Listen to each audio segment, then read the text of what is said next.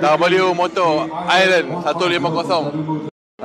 Skuter motor yang mempunyai warna hitam, kelabu dan juga biru.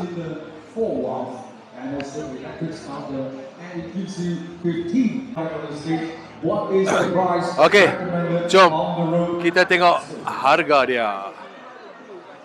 Adakah bawah 10,000 seperti yang Diki jangkakan?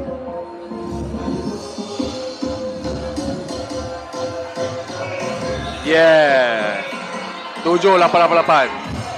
Oh, 6,688. Tu dia. Aduh, harga boleh bagi orang stres tu. Terbaik lah, terbaik. Memang terbaik lah harga ni. Alright. Inilah W Motor Island.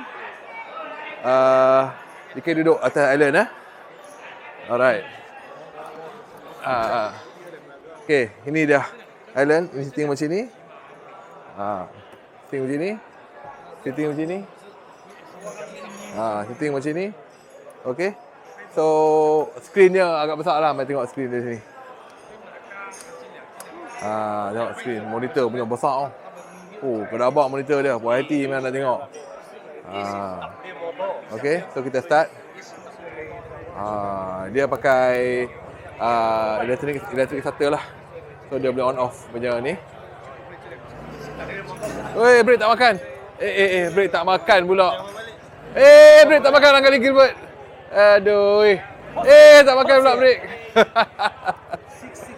Alright. Harga pun murah dah. Yang ni boleh pergi ronda-ronda. Okay? Alright.